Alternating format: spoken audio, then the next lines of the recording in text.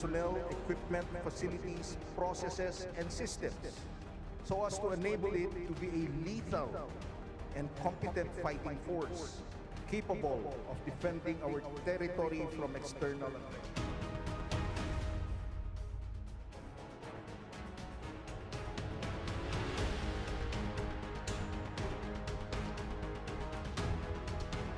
The Indo-Pacific is bracing for a new era of tension as rival powers jostle for influence, and flashpoints from the Taiwan Strait to the West Philippine Sea threaten to ignite. At the heart of the Philippines' forward defense stands Northern Luzon Command and the Philippine Marine Corps, the nation's vital first responders to any external aggression, and the shield guarding its northern gateway. Northern Luzon's critical location at the crossroads of the South China Sea and the Luzon Strait, just across from Taiwan, makes it the Philippines' first line of defense and the launch point for any contingency operation, including the protection and evacuation of thousands of overseas Filipino workers. NOLCOM, once focused on counterinsurgency, is now shifting decisively to territorial defense, with senior leaders calling preparation for a Taiwan contingency inevitable. Guided by the Armed Forces of the Philippines' Horizon Modernization Plan, Northern Luzon's Marines are shifting from a reactive to a proactive archipelagic defense posture, embracing the concept of peace through strength and ensuring that Philippine sovereignty is defended well before a crisis erupts. Their current readiness already strengthens day-to-day maritime domain awareness and signals to adversaries that the Philippines will not stand alone. Northern Luzon's geography, modernized marine forces, and powerful network of alliances together form a credible deterrent. By fortifying the nation's northern frontier, these Marines embody an unshakable national message. Philippine sovereignty is non-negotiable, and it will be defended with strength, vigilance, and resolve. To the courageous personnel of NOLCOM, led by the dynamic Commander Lieutenant General Fernil G. Buca, I applaud your unwavering dedication and high-level performance. Palakpakan po muli natin sila.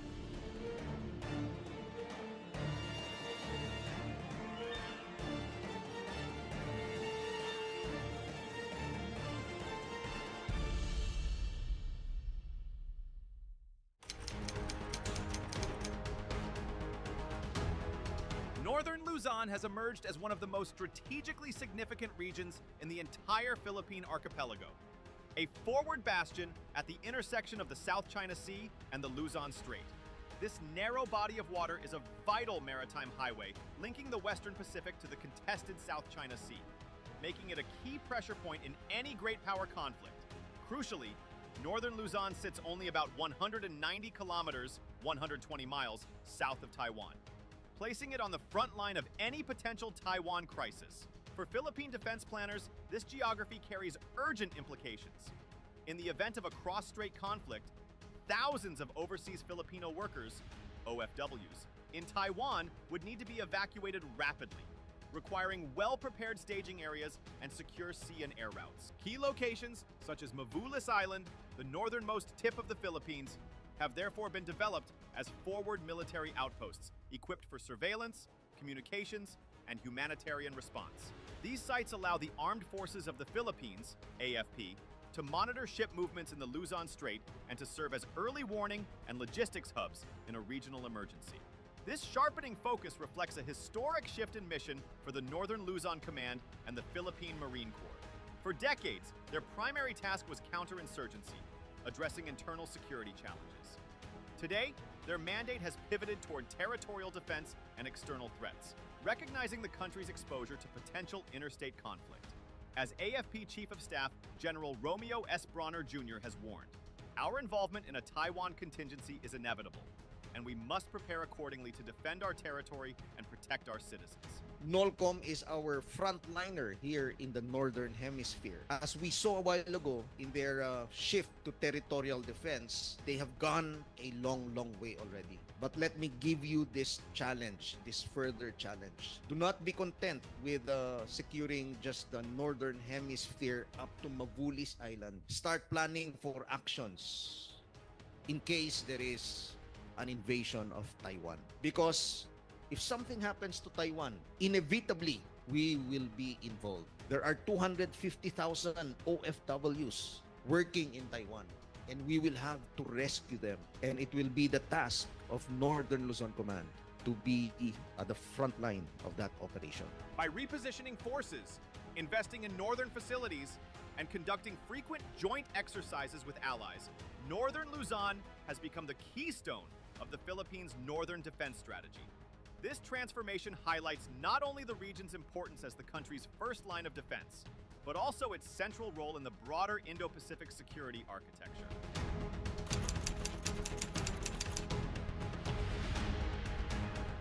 The Philippine Marine Corps in Northern Luzon is undergoing a sweeping transformation from a counterinsurgency force into a cutting-edge territorial defense unit. This shift is anchored in both personnel redeployment and rapid modernization, giving the Marines new reach, speed, and striking power to protect the country's northern maritime frontier.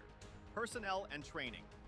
The most visible sign of change was the relocation of the battle-hardened 4th Marine Brigade to Ilocos Norte in 2022, placing seasoned fighters directly on the country's northern flank. The Philippines' coastal defense is also gaining real teeth through long-range precision weapons.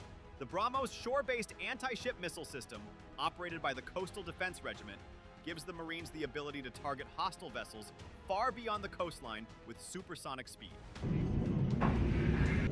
Complementing this is the Mid-Range Capability, MRC, ground-based vertical launch system, which arrived in Northern Luzon in April 2024, marking the first deployment of its kind in the country. Together, these missile systems transform the Marines from a reactive force into a credible deterrent able to hold hostile naval and amphibious units at risk. By combining seasoned fighters, terrain-savvy tactics, and next-generation weaponry, the Northern Luzon Marines now represent a new breed of Philippine defender. Lean, flexible, and ready to deny access to any adversary across sea, air, and land.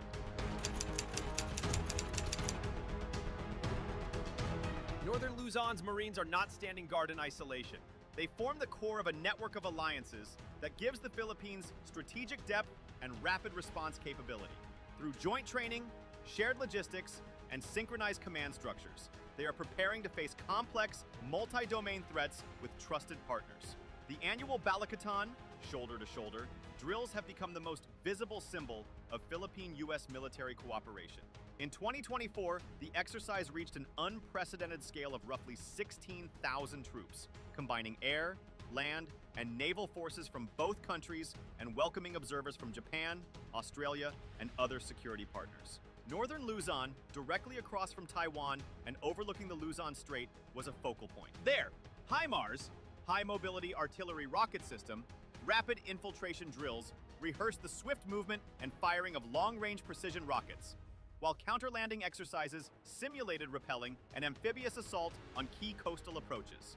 These complex maneuvers were designed not only to sharpen the Marines' combat readiness, but also to demonstrate to potential adversaries that any attempt to breach Philippine territory would trigger a fast, coordinated, and overwhelming response. Philippine Defense Secretary Gilbert Teodoro Jr. summed up the stakes, noting that Balikatan enhances interoperability and readiness, ensuring that we and our allies can act decisively to protect our shared interests. Underpinning these drills is the Enhanced Defense Cooperation Agreement, EDCA, signed in 2014 and expanded in 2023 to 2024 to 9 agreed locations. EDCA allows the rotational presence of U.S. forces and pre-positioning of key assets such as fuel, munitions, and humanitarian relief supplies. Of particular importance are 3 new EDCA sites in Northern Luzon: Lalo Airport in Cagayan, Camp Melchor de la Cruz in Isabela, and Naval Base Camilo Ocias in Santa Ana, Cagayan, all strategically oriented toward the Taiwan Strait and the West Philippine Sea. These bases serve as forward logistics and command hubs, enabling rapid deployment of aircraft, ships, and missile systems during emergencies. For the Philippines, EDCA provides essential infrastructure upgrades and a stronger deterrent posture. For the United States, it reinforces its ability to operate along the vital First Island chain, where control of sea lanes can shape the outcome of any major Indo-Pacific conflict. Together, Balikatan and EDCA represent a fusion of training and basing that transforms Northern Luzon into a credible defensive shield. The Philippine Marine Corps gains advanced tactics, real-time intelligence sharing, and quick reaction capabilities, while allies gain secure staging points in a geopolitically pivotal location. In an era of intensifying competition in the South China Sea and potential flashpoints in the Taiwan Strait, these joint preparations send a clear message. Aggression against Philippine territory or its allies will meet a unified, immediate, and formidable response.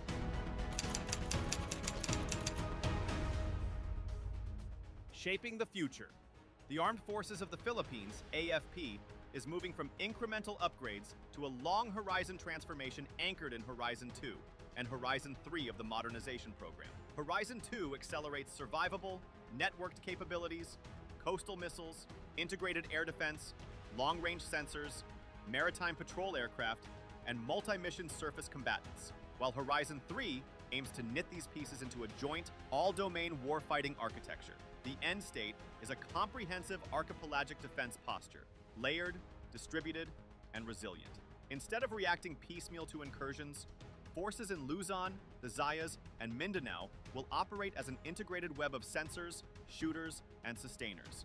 From radar pickets and UAV constellations to mobile coastal batteries, littoral regiments, and rapid sea lift, able to detect, fix, and hold at risk hostile forces across choke points like the Luzon Strait and sea lanes in the West Philippine Sea. This evolution is not saber-rattling. It is peace through strength, a visible, credible capacity to impose costs on aggression so crises are deterred before they start, from reactive to proactive. The comprehensive archipelagic defense concept changes habits as much as hardware. Proactive means persistent maritime domain awareness, MDA, unblinking coverage from coastal over-the-horizon radars, AISS fusion, satellite tasking, and UAV patrols, so gray zone moves are exposed in real time. Proactive also means pre-positioned mobility, expeditionary logistics nodes, austere airstrips, and dispersed ammo/fuel caches that let Marines and littoral units mass effects without massing targets. It means mission command pushed forward, with small, well-trained teams empowered to execute denial missions, mining approaches, counter-landing ambushes, precision coastal fires, guided by a common operating picture. The result? A Philippines that shapes the battle space daily, rather than scrambling after each provocation. Impact on the present. Northern Luzon Marines already embody this future.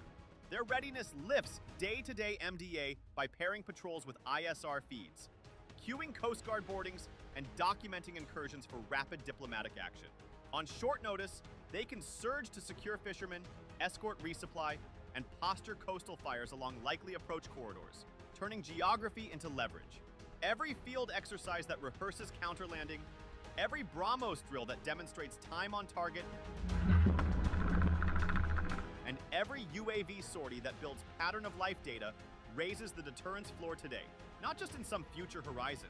Alliance as deterrent multiplier. The alliance with the United States and growing minilateral ties with Japan and Australia turns national deterrence into collective deterrence. Balikatan and allied maritime patrols signal that any attack on Philippine public vessels or forces risks coalition response, complicating an adversary's calculus.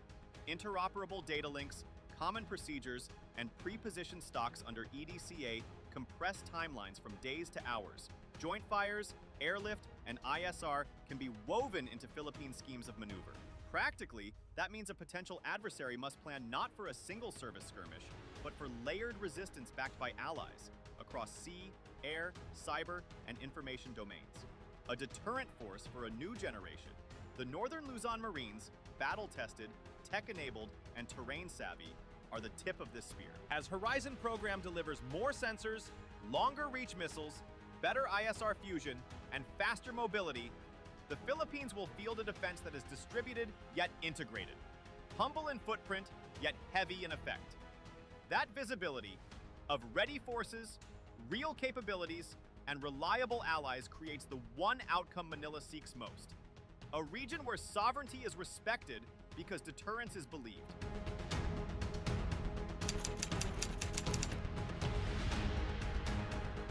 Northern Luzon stands as the Philippines' northern shield and forward sentinel, geographically vital at the crossroads of the West Philippine Sea and the Luzon Strait. Here, the Philippine Marine Corps has transformed from a counterinsurgency force into a frontline territorial defender. Armed with modern coastal missiles, amphibious assets, and a doctrine tuned to deny any hostile landing. Backed by relentless training and joint drills with U.S. and allied forces, these Marines already strengthen maritime domain awareness and demonstrate that Manila will protect every inch of its sovereign seas and skies. This is more than preparation for a hypothetical conflict. By combining strategic geography, cutting-edge capabilities, and powerful alliances, the Northern Luzon Marines are creating a deterrent that speaks every day to would-be aggressors. The Philippines is ready, willing, and able to defend its future. Their growing strength affirms a simple but unshakable commitment. Philippine sovereignty is not negotiable, and it will be secured by Filipinos who stand watch on the nation's northern frontier. If you liked the video, do not forget to like, share, and subscribe our channel for deep analysis of contemporary issues.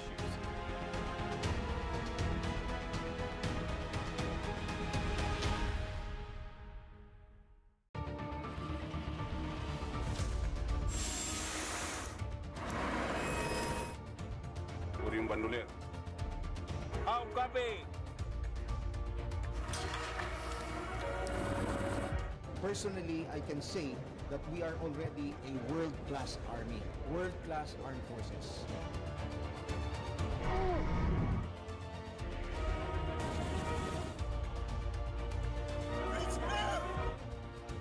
In a striking and sobering statement, General Romeo Brawner Jr., Chief of Staff of the Armed Forces of the Philippines, AFP, declared, "We will be the ones to go to war first. We should be able to fight and preserve our forces for at least 20 to 30 days." It depends also on the threats that we will be facing. But of course, ang utos ng ating Pangulo, si President Ferdinand Marcos Jr., is that we should be able to fight and preserve our forces for at least 20 days hanggang 30 days. So yun yung pinaghahandaan po natin na kailangan ay kayang-kaya nating lumaban na tayo lang for about 20 to 30 days.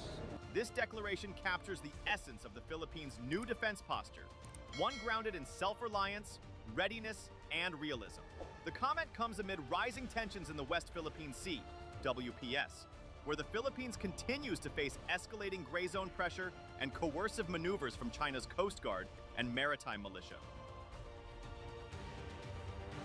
Beijing's sweeping territorial claims and aggressive tactics have created near-daily confrontations, testing Manila's resolve and exposing the limits of its current defense capabilities. Philippine Coast Guard Vessel 4403. This is China Coast Guard Vessel 5201. Do not take inappropriate behaviors which will interfere with maritime security. At the heart of this new doctrine lies a hard truth.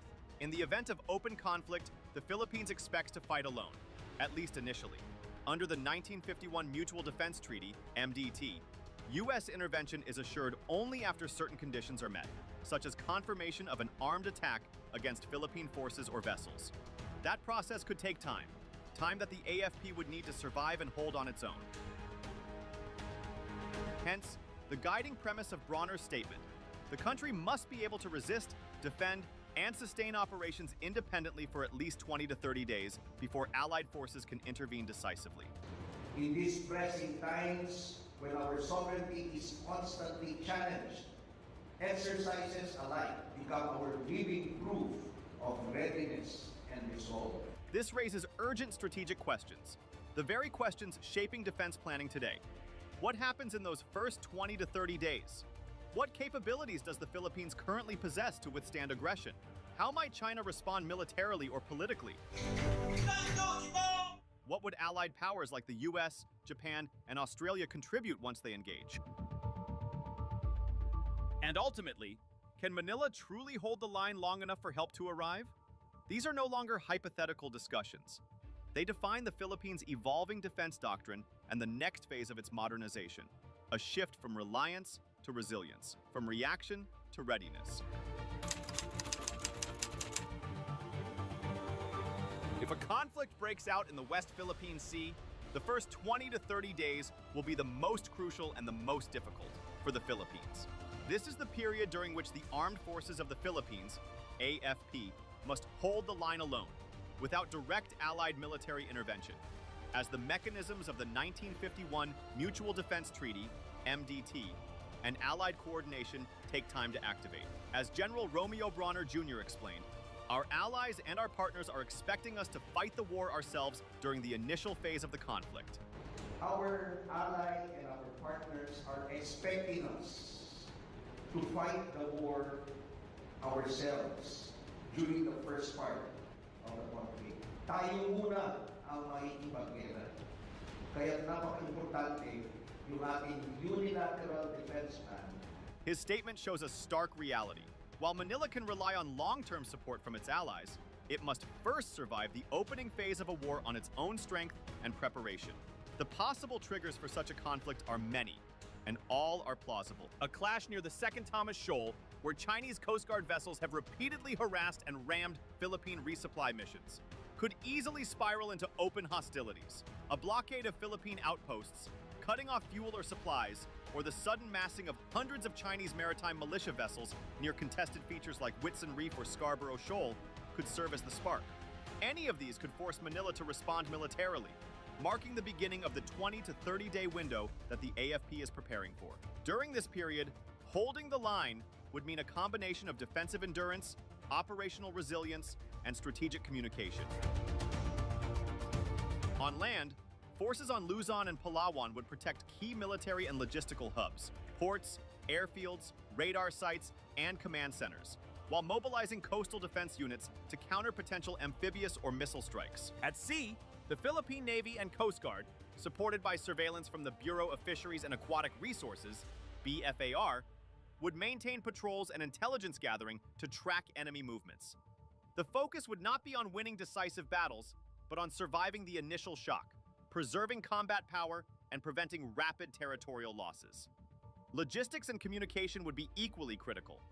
The AFP would need to operate under conditions of cyber disruption, GPS jamming, and information warfare, as China's first moves would likely aim to cripple command and control systems.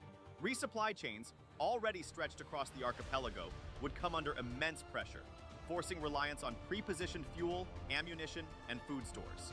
Mobile command units and redundant communication systems would be key to maintaining coordination among scattered forces. The risk of escalation during this phase would be extraordinarily high.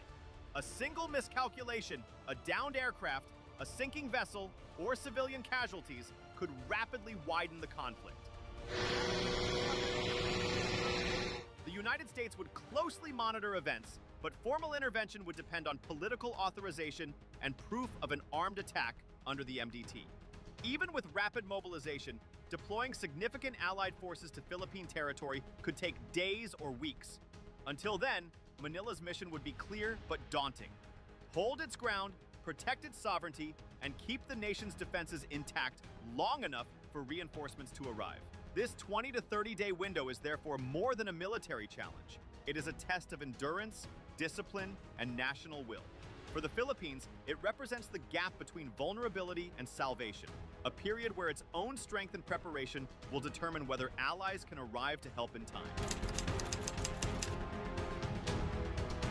The Philippine Army's job in the first 20 to 30 days is to be the nation's shock absorber, hold key terrain, keep critical bases alive, and deny the enemy an easy win while the rest of the force and allies spin up. That means defending ports, airfields, radar, and comms hubs on Luzon and Palawan, securing bridges, mountain passes, and coastal approaches, and setting up layered ground-based defenses to blunt or complicate any amphibious probes or missile strikes. In practice, the Army must fight dispersed and survive, hardening positions, moving command posts, using camouflage and decoys, and integrating coastal defense fires, short-range air defense, counter-UAS measures, engineers, and territorial reserve units. The end state isn't flashy. It's preventing a quick collapse on day 5, day 10, and day 25. This posture flows directly from the recent directive to fight and preserve our forces for at least 20 to 30 days if war breaks out, as emphasized by AFP leadership. It is an explicit shift from wait for help to hold long enough for help to matter. Within that window, The Army's tempo is about endurance, rotating battalions through prepared defensive belts, protecting fuel and ammo stocks, and keeping logistics arteries open despite cyber pressure, GPS spoofing, and interdiction attempts. Every day survives, buys time for maritime and air reinforcements, international diplomacy, and allied decision cycles. On paper, the Philippines sits 37th in the 2025 military power rankings with an MPR score of 758, a reminder of both progress and limits. Historically, the Army has been underfunded and oriented toward internal security, counterinsurgency, civil military operations, disaster response, rather than high-intensity, joint warfighting against a peer. That imprint shows gaps. Limited integrated air defense, modest long-range fires, and a sustainment system optimized for island-hopping constabulary missions. Not contested. Multi-domain logistics under fire. Modernization is underway to close that gap. Large-scale joint drills like AJEX, DAG, ITPA are building muscle memory across Army, Air Force, and Navy for archipelagic operations. Contested lodgements, coastal defense fires, forward arming and refueling points, and joint fires deconfliction. Doctrinally, the Army is aligning to the Comprehensive Archipelagic Defense Concept, CADC, and the Bantay Calayan Territorial Defense Plan, prioritizing sea denial support from the shore, rapid mobility between islands, and integration with coastal missile batteries, ISR drones, and partner ISR feeds. The focus is on making ground forces the anchor of a wider kill web, spotting, fixing, and cueing joint and allied fires while denying the enemy easy targets ashore. Where the fight gets decided, though, is logistics and sustainment. Island terrain and contested seas make every liter of fuel and each pallet of 155mm or man pads a mini-campaign. The Army will need pre-positioned stocks near defended nodes, mobile, small footprint, pulsed resupply by night or under weather, shallow draft craft, and tactical landing zones to bypass interdicted ports, and redundant comms, HF, VHF, SAT backups, line of sight relays, to keep orders flowing when primary networks are jammed. Medical evacuation and casualty care demand layered solutions, combat lifesaver training down to squad level, distributed role 1-2 facilities, and opportunistic air or sea CASVAC when windows open. Rotation cycles must be short enough to manage fatigue, but long enough to minimize exposure during movement. Commanders will lean on local government units, Coast Guard, and civilian contractors for haulage and staging, while accepting that contested conditions will make schedules elastic and attrition real. In short, the Army's role in the opening month is endurance under pressure. Deny the adversary a quick, decisive effect. Keep the nation's military spine intact, and hold the door open for joint and allied power to arrive. Success won't look like sweeping offensives. It will look like functional airstrips on day 21, radars still blinking on day 24, and battalions that can still shoot, move, communicate, and fight again on day 30. The Philippine Air Force, PAF, serves as the aerial defense component of the Armed Forces of the Philippines, AFP, and plays a critical role in maintaining the country's sovereignty, territorial integrity, and maritime security. As an archipelagic nation surrounded by vast sea lanes, the Philippines depends heavily on its air arm to monitor and protect its maritime approaches. The PAF's functions extend beyond conventional combat roles to include maritime patrol, aerial surveillance, early warning, rapid reaction, and deterrence, making it the eyes in the sky of the armed forces. A key element of the PAF's role is maritime patrol and surveillance.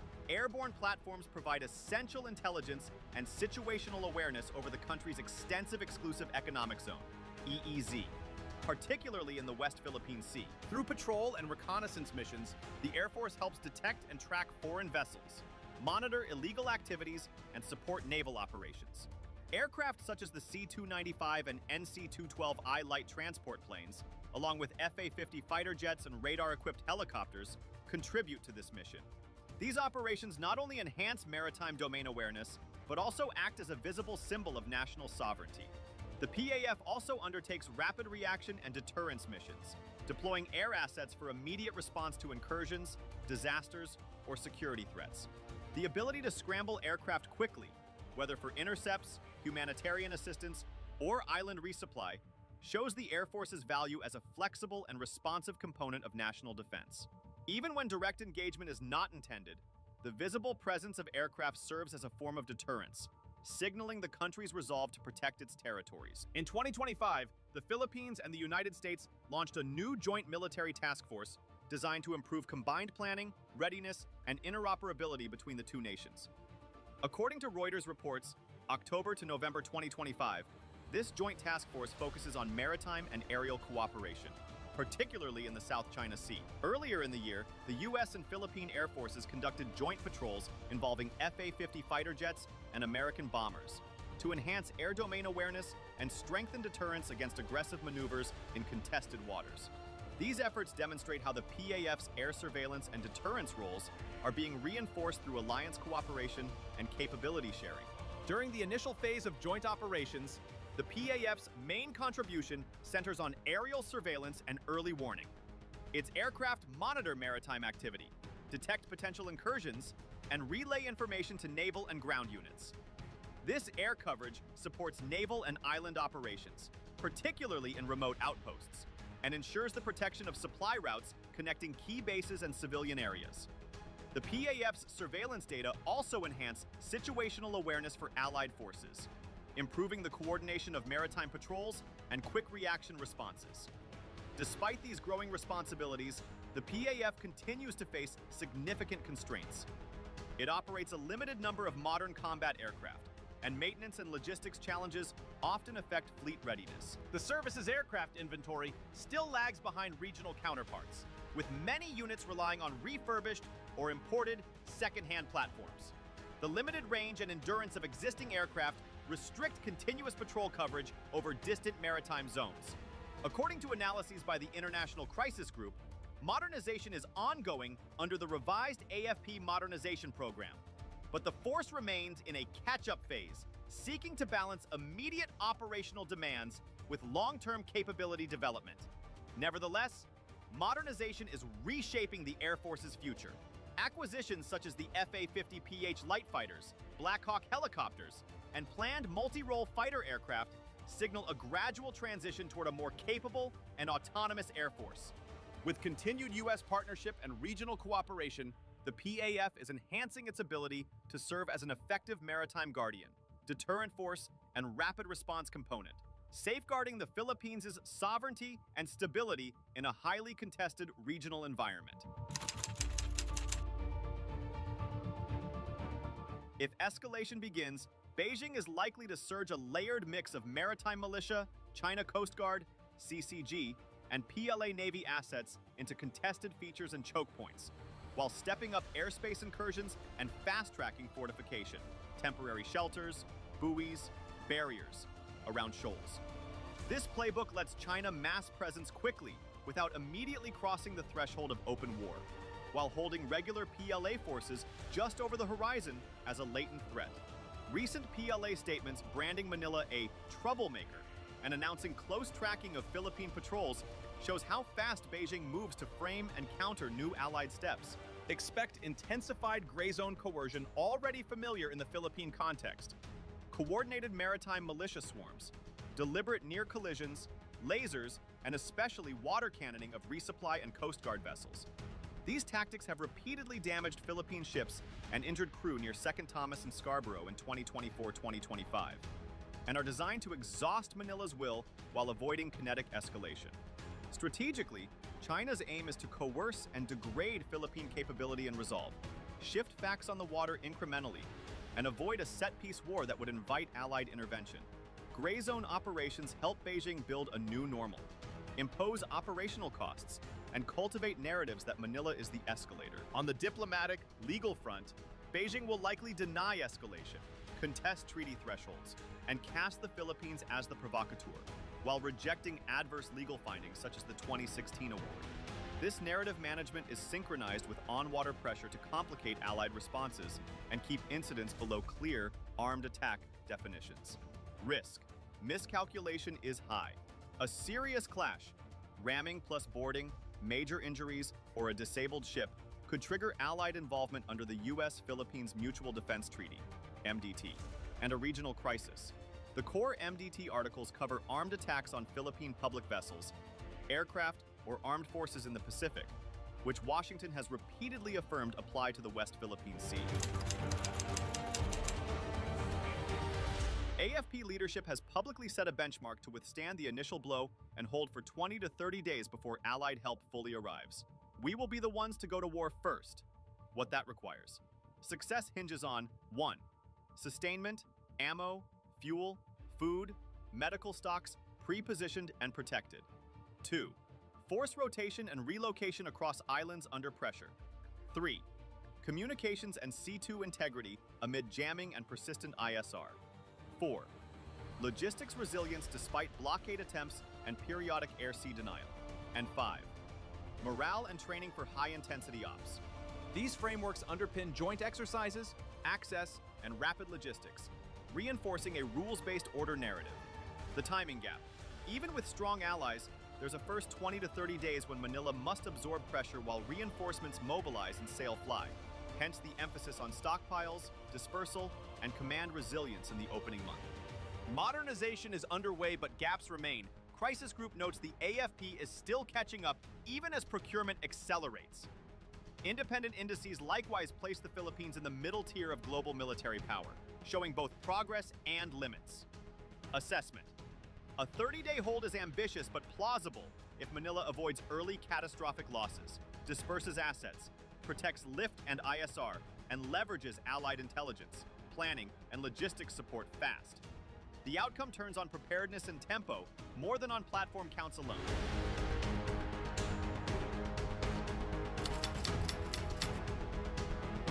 Manila is moving from a reactive claimant to a front-edge defender, prepared to fight first, hold, and then integrate Allied mass. The stakes are high. The West Philippine Sea sits astride global trade routes and contested sovereignty claims. Outcomes there will shape regional order far beyond the immediate literal. 20 to 30-day window is Manila's crucible. Hold firm and deterrence strengthens. Falter early and leverage erodes. As AFP Chief General Romeo Bronner Jr. put it, we will be the ones to go to war first. We must be able to weather the initial attack and hold the line until reinforcements arrive. If you like the video, do not forget to like, share, and subscribe our channel for deep analysis of contemporary issues.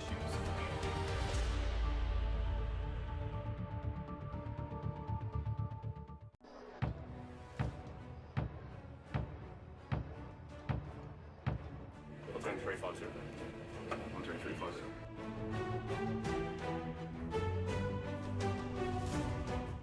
We are also very thankful for the support that Australia has been giving the Philippines in terms of resilience, in terms of people-to-people exchanges, in terms of developmental assistance that Australia has been giving us. Australia is quietly building 8 military projects across 5 hidden sites in the Philippines, a silent shift that could redraw power lines in the Indo-Pacific.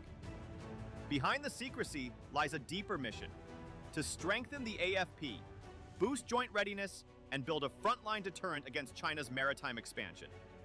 From Palawan to northern Luzon, a new defensive spine is forming. One designed to watch the Spratlys, guard vital sea lanes, and plug the gaps of Philippine surveillance.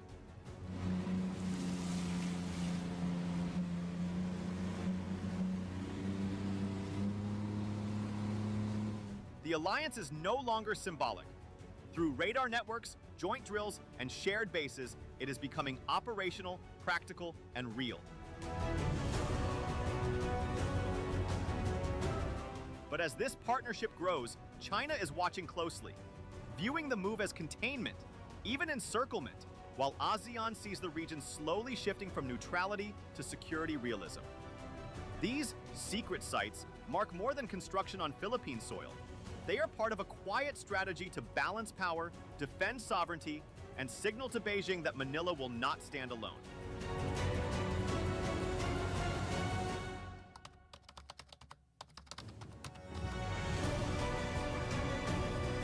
Involving more than 3,500 personnel, principally Australian and Filipino personnel, but also including US and Canadian forces. There are about 1,600 Australian personnel who will be participating in this.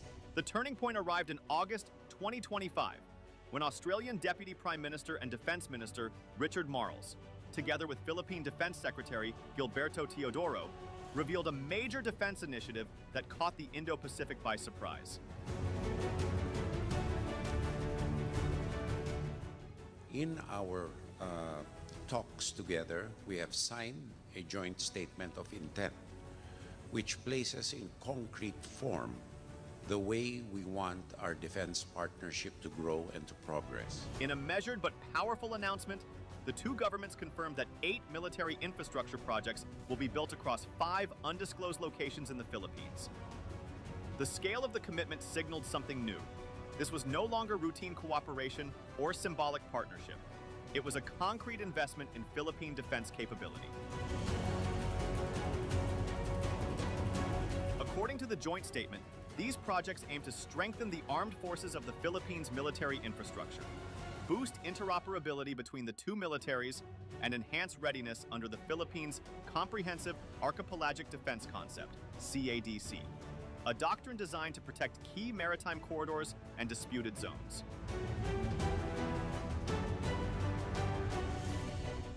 Both sides were careful to highlight a sovereignty clause. The Philippines maintains full ownership, control, and jurisdiction over all sites, with Australia playing only an assisting and rotational role. Yet what captured public attention most was the secrecy. The exact base locations remain classified, a deliberate decision to prevent Chinese intelligence mapping. Domestic political backlash or sabotage, fueling headlines about mystery and secret sites across the archipelago.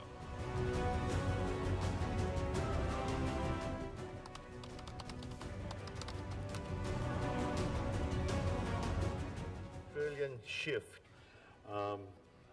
maybe a decade or two ago in saying that Australia's future is with Asia has really become a reality. And that's why the closeness between our countries, between Australia and the Philippines, is terribly important. This development did not emerge out of thin air. The Philippines and Australia have been defense partners since the 1995 Memorandum of Understanding, MOU.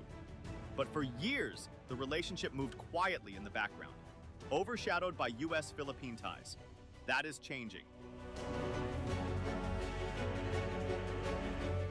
With both countries now facing a more aggressive China, the partnership is being redefined and elevated, paving the path toward a more formal Defense Cooperation Agreement, DCA, expected in 2026.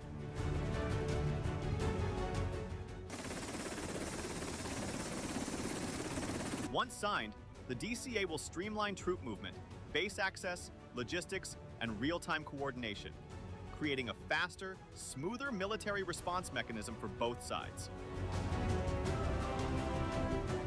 What pushed Canberra to accelerate?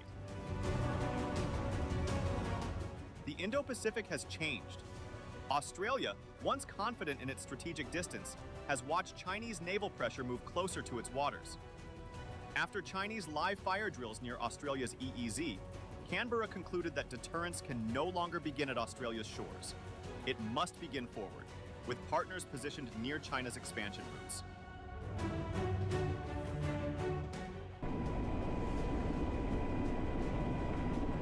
Manila, with its strategic geography and direct exposure to Chinese aggression, became the logical forward partner.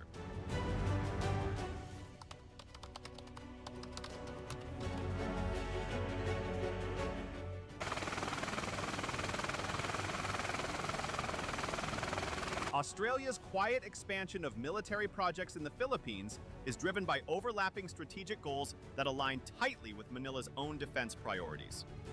Scene one. This is a JP, all right? This equipment is made to go through tree canopy. First, Canberra aims to strengthen the AFP at the infrastructure level, funding radar stations, coastal defense sites, fuel depots, and training hubs to boost the Philippines' ability to monitor and protect its maritime approaches, especially in the West Philippine Sea. But hardware is not enough, which leads to the second motive, enhancing interoperability. By deepening joint exercises like Balikatan and Exercise Alan, Both militaries are training to operate as a single, coordinated force across air, land, sea, cyber, and amphibious missions. Ensuring that in a real crisis, combined forces can respond instantly and seamlessly.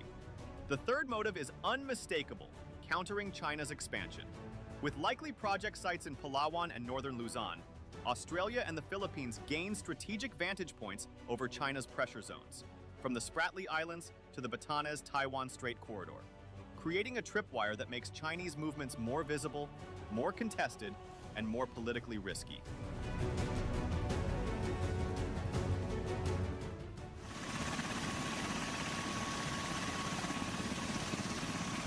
Fourth, Australia gains strategic access without permanent bases, giving it rotational presence, pre-positioned logistics, and early warning reach, extending its defensive perimeter while helping Manila secure key maritime choke points that connect the Pacific and South China Sea. Finally, these projects reinforce a wider mini-lattice of alliances with the US and Japan, forming a multi-layered security web that deters China not through any one country's strength, but through collective, interconnected defense.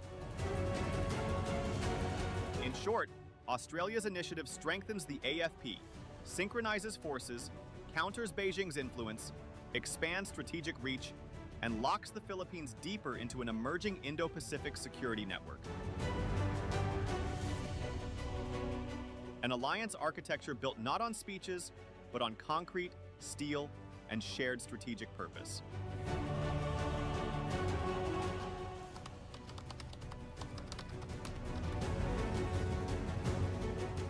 What we've done is within the legal framework of the exercise, and we have not done any wrong. We're doing exercise of freedom of navigation. There's nothing wrong with that, I think. The transformation of the Philippines-Australia partnership is no longer theoretical. It is playing out in the field, at sea, and in the air. The clearest proof was Exercise Elan 2025, the biggest Australian deployment to Southeast Asia since the 1999 East Timor intervention. Actually observe onto the target that it is firing onto, and then make sure that we can actually attrit that target. So Corporal Scott will first take you to the Corporal Newham will talk you through. Over 3,600 troops from Australia, the Philippines, the US, and Canada stormed beaches, seized objectives, and executed amphibious assault and airborne insertion drills across Luzon. This wasn't symbolic choreography. It was rehearsed warfighting, practicing the exact missions that would be required if China attempted a blockade, island seizure, or gray zone escalation. For the AFP, this was a glimpse of what true joint operational capability looks like when foreign allies bring airlift, amphibious craft, and command and control technology into the same battle space. In the skies above, the cooperation has been just as tangible. Australian P-8A Poseidon maritime patrol aircraft, among the most advanced surveillance platforms in the world, began flying joint reconnaissance missions out of Clark Air Base, sweeping vast sections of the West Philippine Sea with radar, sonobuoys, and optical sensors. For Manila, these flights delivered something priceless: real-time maritime domain awareness, the ability to see not just where Chinese vessels are, but how many, what they are doing, and where they are headed. Beijing immediately protested, calling the flights provocative interference, which only underscored how strategically sensitive and effective these missions were. Meanwhile, on land, the cooperation drilled down to the granular level of coastal defense and counter-landing tactics. During Exercise Kasanga in Capiz, Philippine and Australian ground forces trained on scenarios that mirrored China's real-world behavior: swarming vessels, sudden amphibious incursions, and shoreline harassment. The exercises focused on rapid coastal denial, joint fire coordination, and interoperable communications. Exactly the skills needed to defend remote islands, beachheads, and strategic choke points in the Philippine archipelago.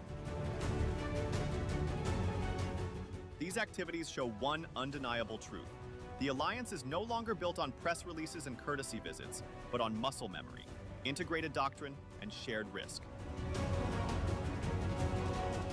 The Philippines and Australia are not just planning for a contested Indo-Pacific. They are already training and operating as if it has begun.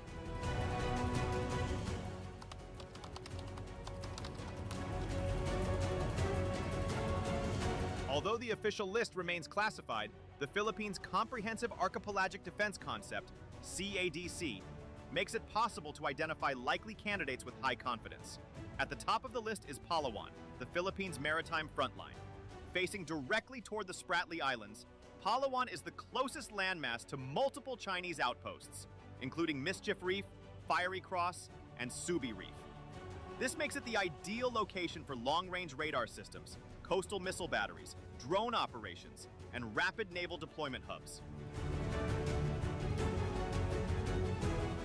Any aggression in the West Philippine Sea is more easily detected and responded to from Palawan, allowing the AFP to contest the gray zone before escalation reaches Ayungin Shoal or Pag-asa Island. In northern Luzon, the strategic priority is clear. Watch the Northern Gateway. This region overlooks the Bashi Channel and the Taiwan Strait, maritime choke points where Chinese warships and submarines funnel in and out of the Pacific. A site here would support air defense, early warning networks, and combined intelligence with allies, while giving Australia and the Philippines a vantage point over one of the most sensitive flashpoints in the Indo-Pacific.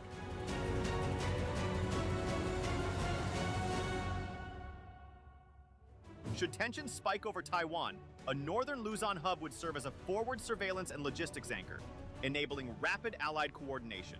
The Zamboanga Peninsula offers an entirely different but equally vital function. Controlling the Sulu and Celebes seas is essential not only for external defense, but also for counterterrorism and anti-piracy operations. This site would help tighten maritime choke points historically exploited by militants and transnational smugglers. By reinforcing Zamboanga as a southern security node, the Philippines and Australia can secure sea lanes that connect Palawan to Mindanao and onward to Indonesia and Malaysia, creating a safer maritime belt while freeing up naval assets for West Philippine Sea missions.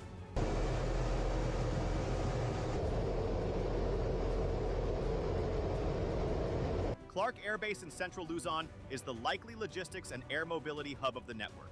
With its long runways, access to major highways, and established support infrastructure, Clark can act as the central staging point for resupply, refueling, humanitarian operations, and rapid troop movement. For Australia, Clark offers a dependable platform for P-8 Poseidon maritime patrols and interoperability drills. For the AFP, it becomes the backbone of sustained, multi-domain operations that require stable logistics, not just frontline outposts.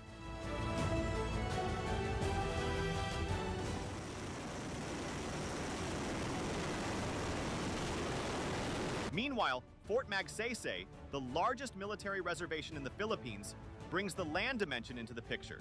As the premier venue for brigade-level and multinational exercises, it is the natural choice for joint jungle warfare, amphibious preparation, and ground maneuver training. With Australia investing in facilities there, Fort Magsaysay will sharpen the Philippines' ability to integrate Army, Marine, Air, and Naval forces into cohesive joint operations, a must for archipelagic warfare.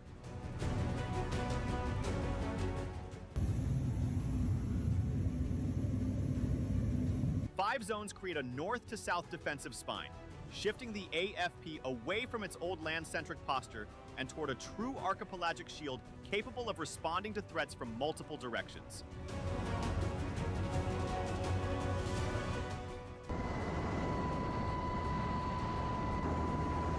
This grid of bases, sensors, and logistics hubs doesn't just protect territory, it changes the geometry of Philippine defense, ensuring that the nation can see farther, react faster, and deter stronger across every maritime corridor that matters.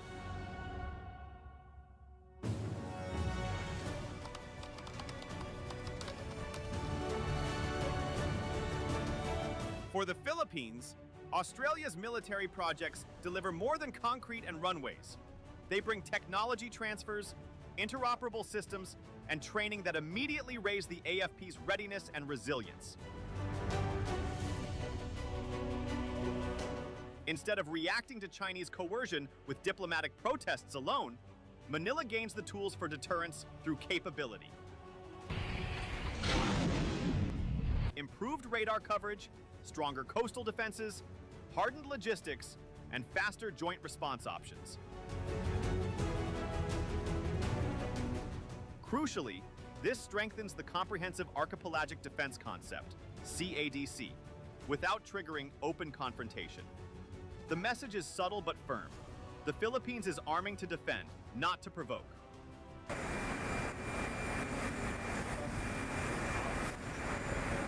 For Australia, the strategic payoff is positioning, a forward presence inside the first island chain, without the political baggage of permanent foreign bases. Balancing China from afar is no longer viable. Canberra now sees the Philippines as a frontline partner and early warning buffer. With rotational access to Philippine sites, Australia extends its operational reach into key choke points near the South China Sea, Bashi Channel, and Sulu-Celebes Sea Corridor. This strengthens Australia's defense posture, supports AUKUS aligned objectives, and deepens coordination with the US and Japan, all while preserving its diplomatic narrative as a stabilizing, not occupying power. For China, the development is treated as an unmistakable signal of tightening strategic encirclement. Beijing views the growing web of military cooperation, US EDCA sites, Japanese defense pacts, Australian joint projects, as components of a containment architecture designed to limit its maritime freedom of action. Expect Beijing to respond with harsher rhetoric, more gray zone harassment, and stepped-up patrols to show it cannot be intimidated. The irony is clear. The more aggressive China becomes, the more it validates the very alliances it seeks to undermine, accelerating the defensive coalition forming around its periphery. For ASEAN, the Philippines-Australia expansion highlights a subtle but historic shift. While ASEAN has long preferred diplomatic neutrality and economic focus, the region is now slowly pivoting towards security realism. Southeast Asian states are learning that economic dependence on China does not guarantee safety, and that deterrence, partnerships, and shared defense capacity are becoming necessary tools to prevent domination by any single power. Manila and Canberra may not speak for ASEAN, but their cooperation is redefining the region's strategic culture. Less silence, more sovereignty.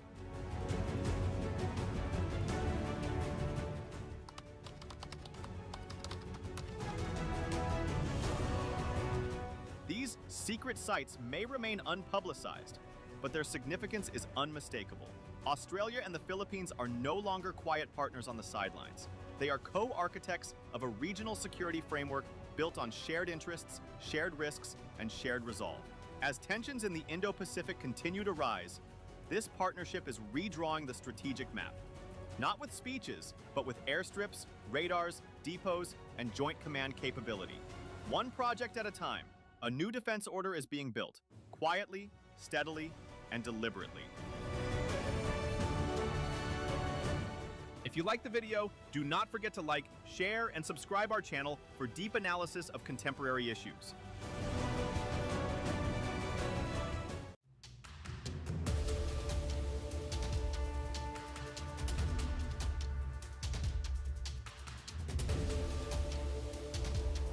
The question of which defense equipment the Philippines needs most has become urgent as tensions in the West Philippine Sea intensify.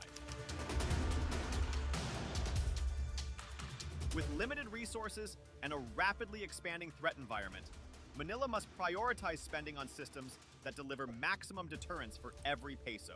The strategic sequence is clear. First, strengthen maritime domain awareness and coastal defense through patrol vessels, drones, maritime patrol aircraft, and modern C4 ISR networks. Second, build a credible anti-access / area denial A2AD shield with shore-based anti-ship missiles and integrated air defenses. And third, expand air power with multi-role fighters and advanced surveillance aircraft. while developing long-term capabilities such as submarines, anti-submarine warfare, cyber defense, logistics, and a domestic defense industry. This layered approach reflects the Philippines' geography, budget constraints, and the real-world lessons of 2024 to 2025, where gray zone pressure from China exposed the gaps in surveillance, deterrence, and rapid response.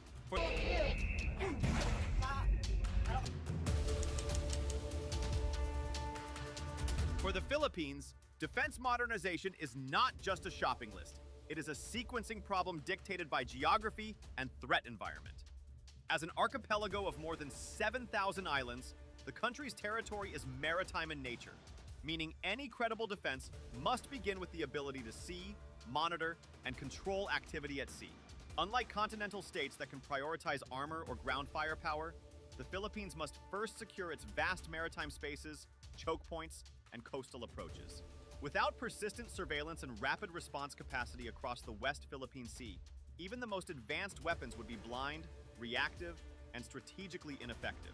In short, maritime domain awareness and coastal defense form the base layer upon which every other defense investment must rest. That strategic logic has been reinforced by the tempo of events on the water. Throughout 2024 and 2025, Scarborough Shoal, Second Thomas Shoal, and nearby features became flashpoints where the Philippines faced intensified pressure from China's Coast Guard and maritime militia. These were not isolated incidents. They were part of a coordinated pattern of maritime saturation, where China deployed multiple vessels to overwhelm Philippine presence, challenge patrols, and enforce de facto control. At Scarborough in particular, Beijing escalated from shadowing and blocking maneuvers to the placement of buoys, barriers, and persistent patrol rotations, creating facts on the water while denying Filipino fisherfolk access. Each confrontation exposed the same operational gap. Without round-the-clock surveillance and enough holes in the water, the Philippines cannot contest occupation or prevent gradual encroachment. Meanwhile, China has paired its maritime muscle with legal and diplomatic maneuvers, insisting on historic claims under its nine-dash-line narrative even after the 2016 arbitral ruling rejected them. This combination, legal pressure above the surface and gray zone coercion at sea, aims to box Manila into a corner where inaction becomes acquiescence. But the Philippines has not stood alone. The same period saw a surge in allied exercises with the United States, Japan, and Australia, including joint patrols and coordinated drills near contested features. These activities highlight a growing regional recognition. The Philippines sits at the front line of Indo-Pacific security, and its ability to maintain awareness and resilience at sea is central to the wider balance of power. This is why sequencing matters. Before the Philippines talks about submarines, long-range bombers, or high-end strike systems, it must first build the eyes, ears, and coastal defenses that allow it to actually safeguard its waters. Patrol vessels, radar networks, UAV surveillance, maritime patrol aircraft, and command and control systems are not secondary. They are the foundation. Without them, every other capability risks becoming symbolic rather than strategic. The Scarborough deployments and buoy incidents of late 2025 made that reality unmistakable. If you cannot see the threat, document it, and respond early, you have already lost the initiative.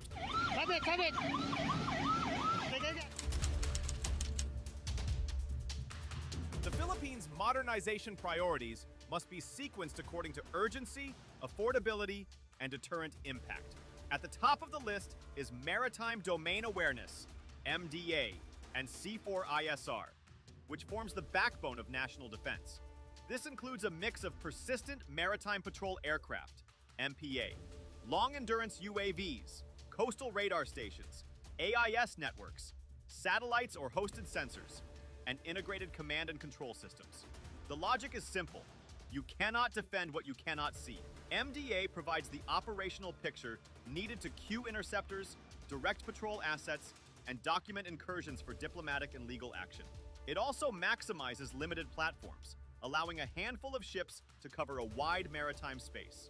Recent acquisitions, such as the ATR-72 MPA, highlighted by Defense Security Asia, have already expanded the PAF's surveillance reach. The Philippines should pursue a measurable target, at least 70% daytime coverage of its EEZ within 5 years. a baseline standard for credible maritime defense. Second in priority is the expansion of offshore patrol vessels, corvettes, frigates, and a modernized Coast Guard. This basket is about presence with endurance. Modern OPVs and corvettes equipped with capable sensors, UAV support, and modular payloads allow the Navy and the Coast Guard to protect fishermen, enforce maritime law, and counter gray zone intrusions without immediately escalating to military confrontation. This presence-based deterrence is especially important in hotspots like Scarborough and Second Thomas Shoal. The ongoing frigate and corvette program with Hyundai Heavy Industries, HHI, with deliveries from 2025 to 2029, as reported by Naval News, shows the Philippines is on a realistic path. More PCG holes, paired with drones, will ensure that China cannot maintain unchecked daily patrol superiority in contested waters. Third is a robust anti-ship and coastal defense system, particularly mobile truck-mounted missile batteries, coastal radars, and targeting networks. These systems provide the Philippines with asymmetric, cost-effective sea denial. Instead of trying to match China ship for ship, Manila can make any hostile approach toward its coastline prohibitively costly. This layer is tightly linked with MDA and C4ISR, since accurate targeting depends on reliable surveillance. A credible coastal defense posture complicates Chinese planning and forces Beijing to factor in missile risk even during gray zone operations. Fourth, the Philippines must build air defense and strike capability through modern multi-role fighter aircraft armed with advanced air-to-air missiles and supported by localized self-defense surface-to-air missile SAM coverage. Air power is essential not only for sovereignty and deterrence, but also for protecting naval and Coast Guard forces operating at sea. The follow-on purchase of 12 additional F-A-50 aircraft in 2025, reported by Reuters, is a step in the right direction. Over time, a mix of F-A-50 plus F-16 class fighters and integrated air defenses will allow the Philippines to contest its airspace instead of ceding it by default.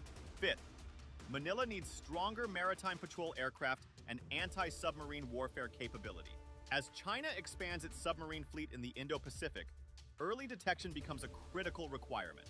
Additional ATR-72 MPAS, ASW sensors such as sonobuoys and dipping sonars, and doctrinal investment in ASW tactics are essential.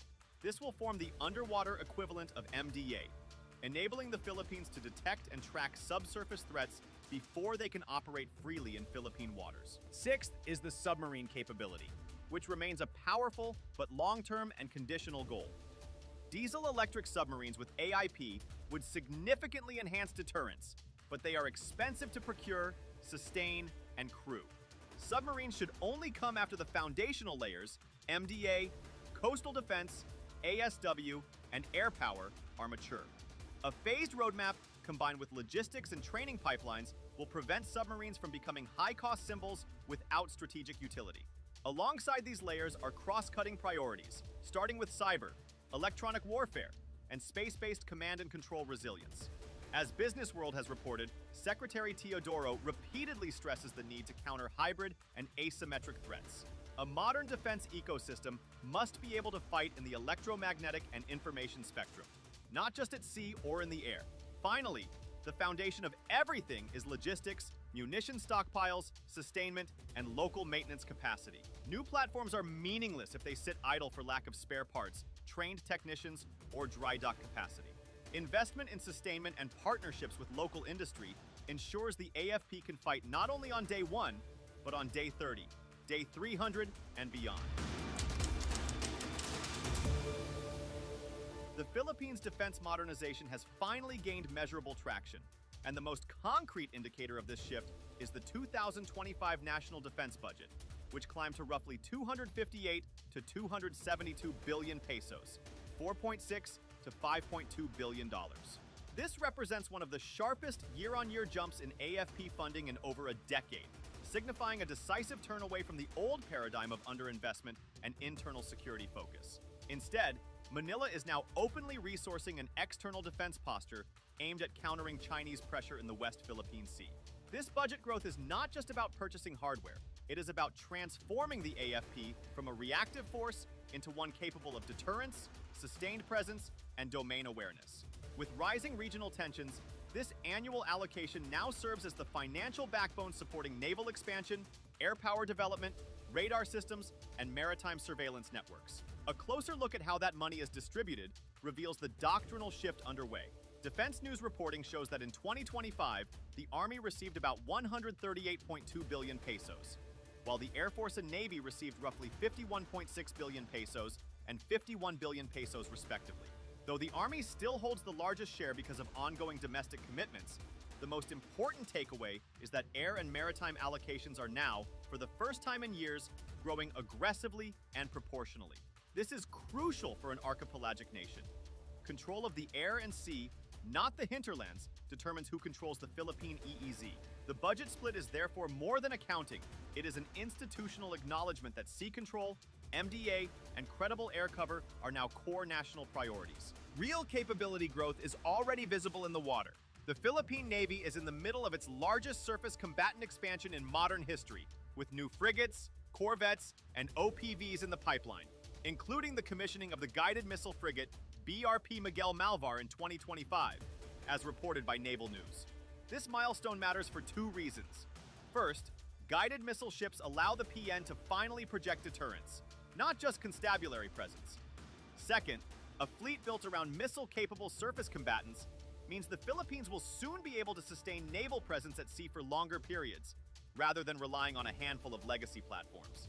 This directly addresses the vulnerability exposed in near-daily confrontations with China, where presence and endurance decide who controls the narrative and the waters. Air power is moving in parallel.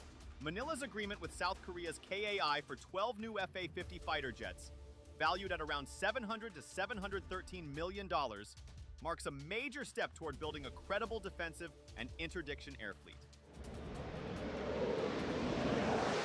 These aircraft improve maritime patrol escort capability, enhance the Philippines' ability to contest airspace, and provide standoff strike options when paired with modern munitions. For a country that has historically lacked air deterrence, the Fa-50 expansion is a signal that the AFP intends to protect its skies and support naval operations, rather than leaving them exposed. Crucially, the Philippines is not modernizing in isolation.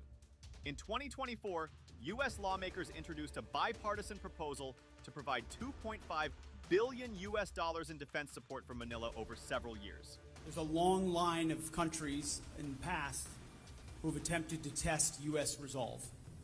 We are resolved at this time, at this moment, to work with our partners to reestablish the warrior ethos, to rebuild our military and reestablish deterrence, and come alongside our allies and partners, first and foremost, in this region. This potential funding, aimed at coastal defense, MDA, maritime enforcement, and capacity building, shows that the country's modernization efforts are backed by great power support, further strengthening deterrence. When combined with EDCA expansion, massive Balikatan exercises, and trilateral/joint patrols, the Philippines' defense posture is no longer purely national. It is embedded in an allied framework that magnifies Manila's limited resources. Recent events in the West Philippine Sea have shown clearly and repeatedly why the Philippines' top defense priorities must begin with surveillance, presence, and rapid response capability. In October 2025 at Scarborough Shoal, China deployed new buoys, maritime security personnel, and even fighter jets while Philippine vessels and aircraft were active in the area. By laying physical markers and maintaining constant ship presence, Beijing again demonstrated how quickly it can escalate and establish facts on the water. This incident proved that without persistent maritime patrol aircraft, UAV coverage, AIS tracking, and continuous PCG presence, Manila will always be reacting late, arriving only after China has reshaped the situation. At the same time, the Philippines has begun to feel tangible improvements in naval capability. The commissioning of the BRP Miguel Malvar FFG-06 in 2025, built by HD Hyundai Heavy Industries, marked a major leap forward for the Philippine Navy, giving it longer range and modern sensors to patrol and protect the EEZ. This new generation of frigates and corvettes represents a shift away from legacy platforms and towards ships that can deter, not merely observe, foreign coercion. In the air domain, Manila has moved just as deliberately. The June 2025 agreement with Korea Aerospace Industries, KAI, worth roughly $700 to $713 million for 12 new FA-50 aircraft, show that the Philippine Air Force can quickly recapitalize its fighter fleet and plug immediate air defense gaps. These light multi-role fighters are an interim but essential step while the country prepares for heavier, longer-range platforms in the future. Finally, the Philippine Coast Guard's UAV expansion and the Air Force's ATR-72 MPA acquisitions underscore a critical modernization trend, pairing large flagship platforms with low-cost, high-coverage sensors that dramatically multiply maritime awareness. Drones and MPAs allow the Philippines to monitor its waters continuously, document harassment, and queue Navy or PCG vessels faster, something that is vital in a battle space where China relies on tempo and surprise. Together, these cases, Scarborough's escalation, the Navy's new frigates, the FA-50 fighter expansion, and the UAV/MPA surveillance push prove the same strategic point. The Philippines wins time, space, and legitimacy when it can see early, patrol consistently, and respond credibly. Without these layered capabilities, Beijing's gray zone tactics will always outrun Manila's reactions. With them, the Philippines finally gains the leverage needed to contest control, uphold the 2016 ruling, and protect its EEZ in real time, not after the fact.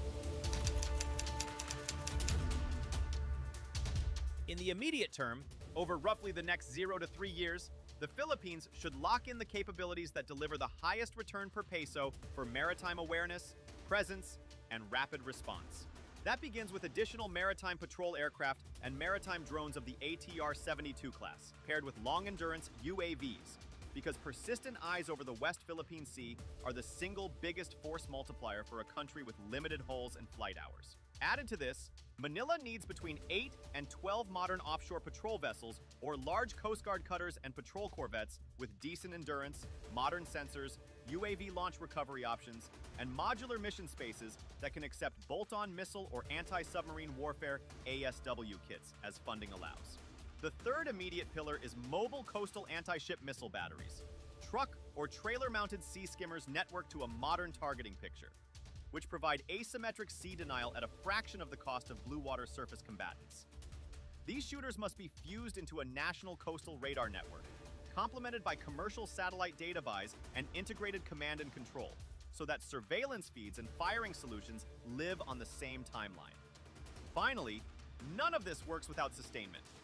Multi-year support contracts, spare parts pipelines, and joint logistics hubs at Clark and Subic, and selected southern nodes, should be funded up front so new fleets don't sit pierside for lack of maintenance capacity.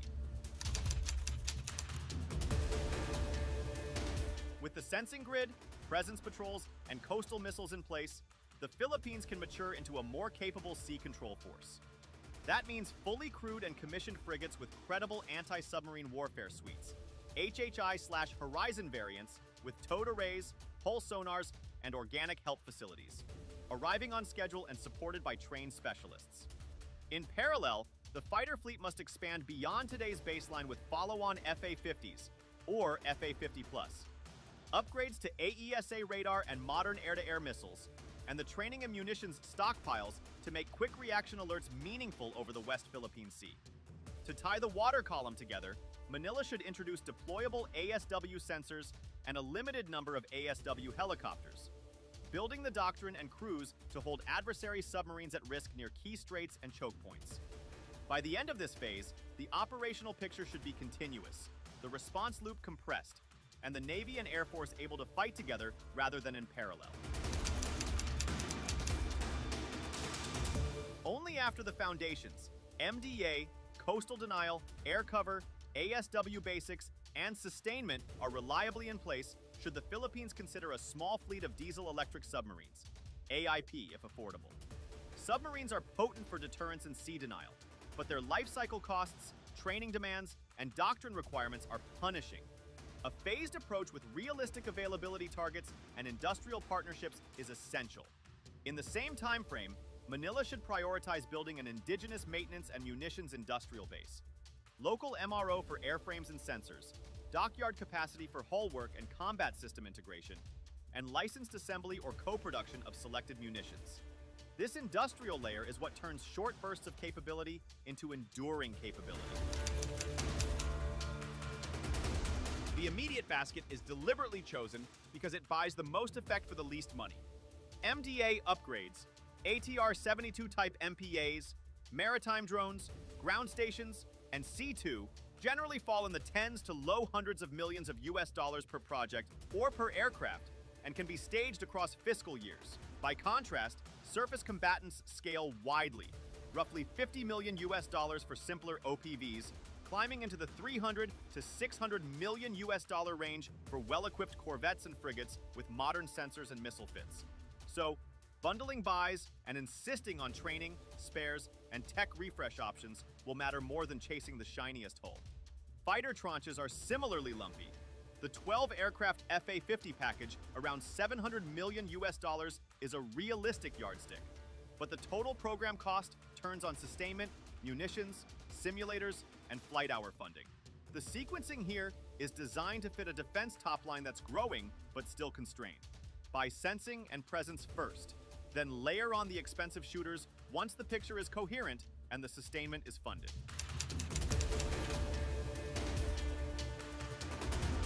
In the first half year, finalize purchase lists for MPAs and drones.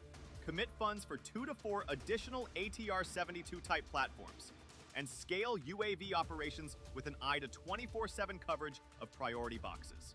Use this window to secure allied financing and grant options, foreign military financing/sales, export credits, and training packages to ease early cash burdens. From 6 to 24 months, begin OPV Corvette deliveries while standing up integrated coastal radar and C2 nodes at priority sites, Luzon's northern approaches, Palawan's west coast, and selected Visayas stations, so the sensing grid and patrol routes mature together. Between 24 and 48 months, field mobile anti-ship missile batteries and complete pilot and MPA crew pipelines. At the same time, build the ammunition and spare parts stockpiles that make these units credible. From 48 to 84 months, commission ASW-capable frigates, operationalize initial ASW helicopters and sensor fields, and complete a sober feasibility review for submarines with clear requirements, training paths, and through-life cost projections. Throughout, track progress with hard metrics, percentage of the EEZ under near real-time surveillance, days at sea for PCG and PN in contested zones, end-to-end targeting cycle time for coastal missiles, and platform maintenance readiness rates. Exercises like Balakatan, Sama-Sama, and Alan are not photo ops. They are the fastest way to compress learning curves and harden tactics against a thinking adversary. Manila should stand up specialist schools for ASW operations, MPA mission crews, coastal missile batteries, and cyber EW operators, using allied syllabi and embedded advisors to accelerate standards. Foreign military financing and technical assistance missions should be aimed not just at purchases, but at sustainment skills, avionics troubleshooting, engine and radar maintenance, depot-level hull work, systems integration, and configuration management. Interoperability at the message format, data link, and C2 level will matter as much as any single platform purchase. The most obvious risk is overbuying high-end platforms, submarines or large destroyers, without funding the tail that keeps them available. The antidote is disciplined, modular procurement, phased entry into service, and legally ring-fenced sustainment lines so spares and training can't be rated in tight budget years. A second risk is China's use of legal and constabulary tools, nature reserve designations, buoy fields, and blockade-style Coast Guard patrols to deny access without crossing the threshold of armed conflict. The counter is persistent civilian presence, PCG plus fishery support vessels, relentless documentation, AIS, video, ISR, and pre-coordinated diplomatic amplification with allies, so that each coercive move carries reputational and political cost. Set and publish a handful of outcome metrics so strategy doesn't drift. Track the share of the EEZ under near real-time surveillance and aim above 70% daytime coverage in 5 years, with nighttime improvement driven by sensors and IR payloads. Count annual days at sea by PCG and PN inside contested boxes, and drive those figures steadily upward. Time the response to intrusions in priority zones with a hard target of under 6 hours from detection to on-scene presence. Watch platform availability, the boring but vital mission-capable percentages for ships and aircraft, and TIE Commander evaluations to readiness, not just acquisition announcements. Finally, solicit and record changes in harassment patterns reported by local fishermen. If their incident reports decline while catches recover, deterrence is working where it matters. Prioritize maritime domain awareness and resilient coastal defense. Invest first in MPAs, long-endurance UAVs, coastal radars, and OPVs to secure presence and protect fishermen. Then layer mobile anti-ship systems and modern fighters. Sustainment, crew training, and allied finance mechanisms must be ring-fenced to avoid shiny object spending that fails operationally.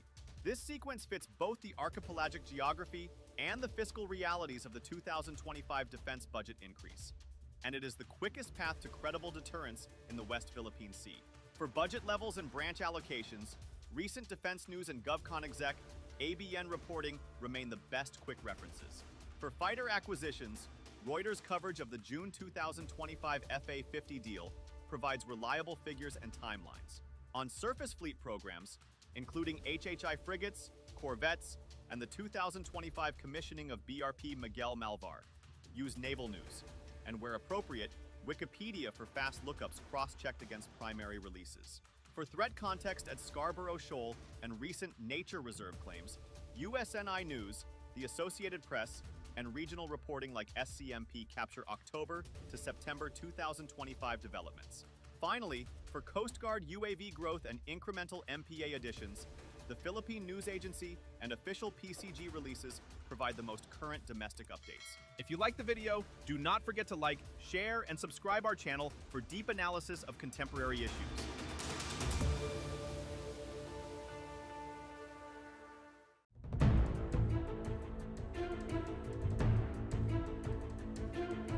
Let us move forward now, guided by the ideals of a bagong Pilipinas, and remain united in our mission to protect our skies, defend our lands, and serve our countrymen. As the Philippines confronts an increasingly uncertain world, its armed forces are undergoing a transformative overhaul to meet evolving security challenges. With breathtaking landscapes and a rich cultural heritage, the nation is strategically positioned in Southeast Asia, making its military upgrades crucial. Significant modernization and training efforts are in progress across all branches. The Army is enhancing its equipment and training. The Navy is investing in advanced vessels and maritime capabilities. The Air Force is modernizing aircraft and readiness. The Marine Corps is acquiring amphibious assault vehicles and improving interbranch coordination. Special Operations Forces are upgrading equipment and reconnaissance. Cyber defense is strengthening infrastructure and expertise, and the Coast Guard is expanding its law enforcement and patrol capabilities. As the Philippines strengthens its defense and operational capacities, it is poised to better navigate complex security dynamics, securing a resilient and strategically aligned future. Let us get into the detail of it.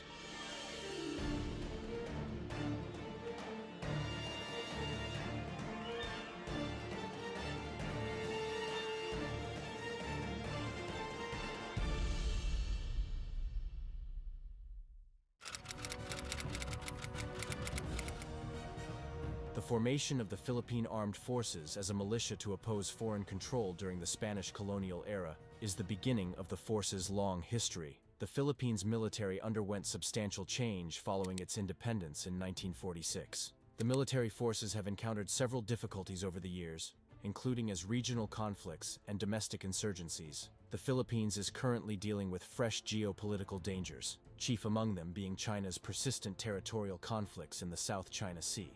Tensions have increased as a result of these disputes. Therefore, strengthening the nation's defenses is imperative.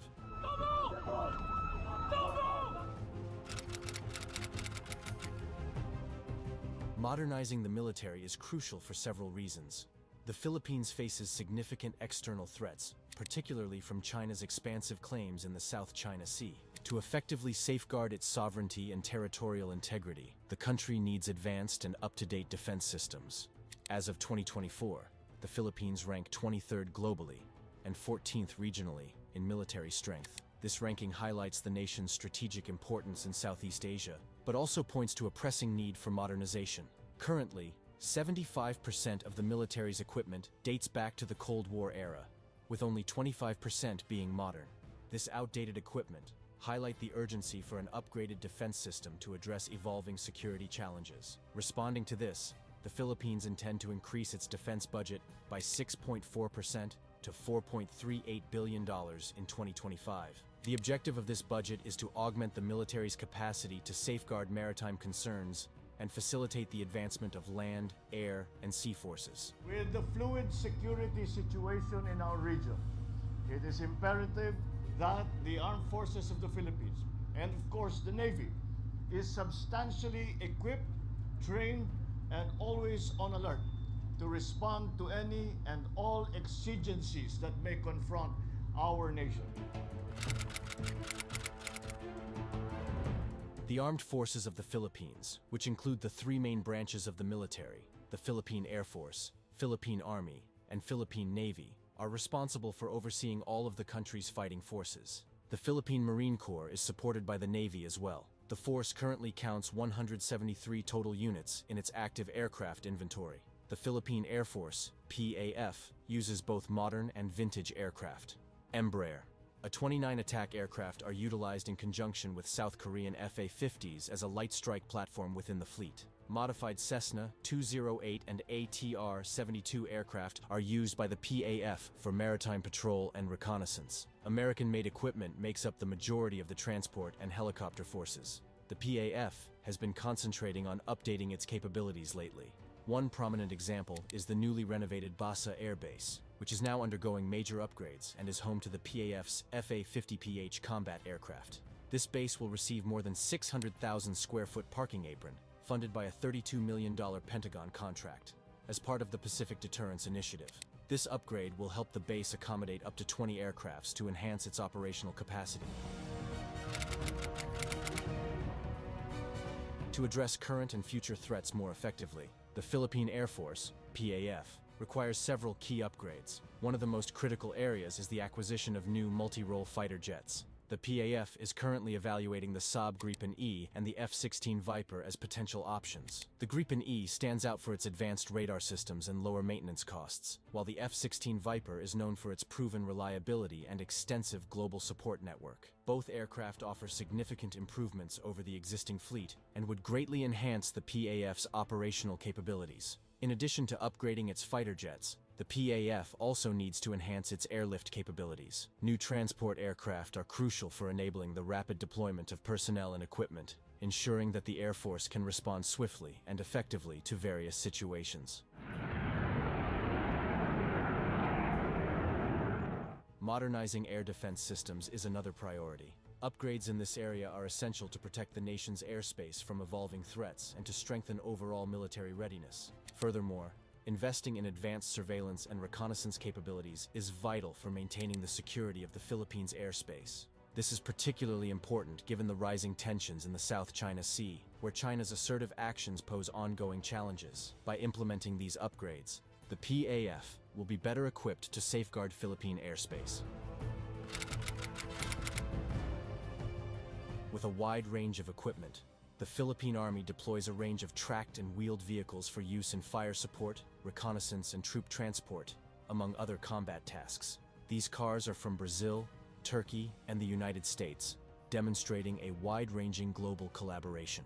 The artillery of the Army consists of thousands of mortars and a combination of Israeli and American towed systems in 105mm and 155mm calibers. Multiple launch rocket systems, MLRS, utilize the K-136 rocket from South Korea. The Army is in possession of 567 armored fighting vehicles, which include mine-resistant ambush-protected vehicles, infantry combat vehicles, and tank destroyers. In addition, it possesses 325 pieces of self-propelled, rocket, and towed artillery, in addition to 18 tanks. To further its effectiveness, the Philippine Army requires several key upgrades. First and foremost, the modernization of infantry weapons and equipment is crucial. By updating these resources, the Army can significantly improve its combat effectiveness and better adapt to current and future operational demands. In addition to infantry upgrades, the acquisition of advanced artillery systems is necessary to increase the Army's firepower and precision. This involves securing new towed, self-propelled, and rocket artillery systems. which will provide the necessary fire support in various combat scenarios. Improving night fighting capabilities is another critical area of focus, by enhancing technologies that allow for effective operations during low-light conditions. There is currently a major modernization initiative underway in the Philippine Navy. Notable developments include Hyundai Heavy Industries' launch of the BRP Miguel Malvar, a guided missile corvette, which is scheduled for delivery in 2025, and the second corvette, which is scheduled for delivery in 2026. Additionally, the Navy plans to purchase its first submarine, with the French naval group's Scorpène-class submarines being the most likely choice. The acquisition has a budget, $1.3 to $1.8 billion, and is a component of the Horizon 3 modernization plan. The Mexican Navy and the German Defense Minister's recent trips, among other international engagements, demonstrate the continuous efforts to improve maritime security and international cooperation. Transmitting a message of peace and respect to all nations, promoting coexistence and cooperation.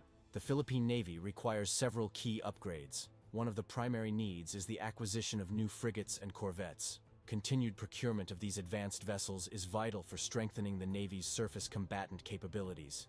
The addition of the BRP Miguel Malvar and the forthcoming second corvette will significantly enhance the fleet's operational capacity. Another strategic priority is the development of a submarine fleet. The planned acquisition of Scorpène-class submarines, along with the establishment of domestic manufacturing and training capabilities, is crucial for expanding the Navy's underwater warfare capabilities. Enhancing maritime patrol and surveillance capabilities is also essential. The Navy must continue to develop these systems to effectively monitor and secure the vast waters of the South China Sea, where rising tensions require vigilant oversight and response capabilities. Additionally, the modernization of naval bases and infrastructure is necessary to support both new and existing vessels. Upgrading these facilities will ensure that the Navy can efficiently maintain and operate its assets, thereby maximizing operational readiness. The Philippine Marine Corps, PMC, is strengthening its defenses against challenges to national security from the inside as well as the outside.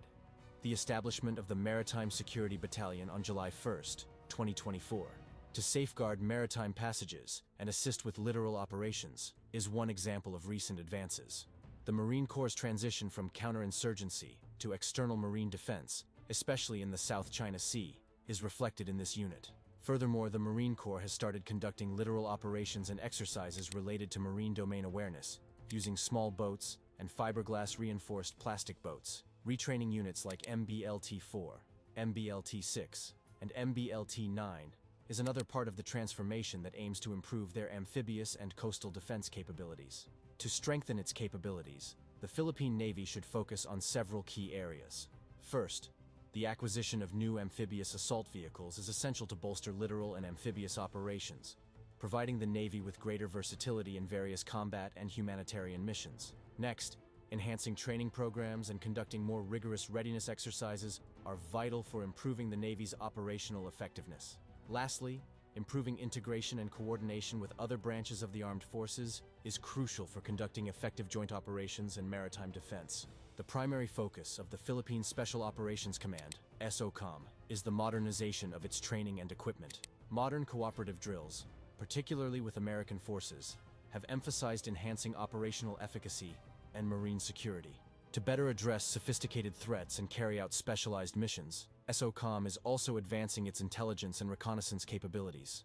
As of early 2024, the Philippines experienced approximately 880 cyber attacks daily, with government and educational institutions being the primary targets. In response, the government has allocated significant funds in the 2024-25 budget to strengthen cyber defense. This includes increased funding for the Cybercrime Investigation and Coordination Center, CICC, and the Department of Information and Communications Technology, DICT. Key initiatives involve expanding the cyber defense infrastructure, enhancing workforce competencies through the Philippine Skills Framework, and improving the nation's capacity to manage cybercrime incidents. The Philippine Coast Guard is reinforcing its capabilities by acquiring advanced equipment and additional patrol boats. The aim is to boost operational readiness and enhance maritime law enforcement. Recent trilateral alliances and collaborations have focused on strengthening maritime law enforcement across Southeast Asia, underscoring the Coast Guard's commitment to safeguarding Philippine maritime interests.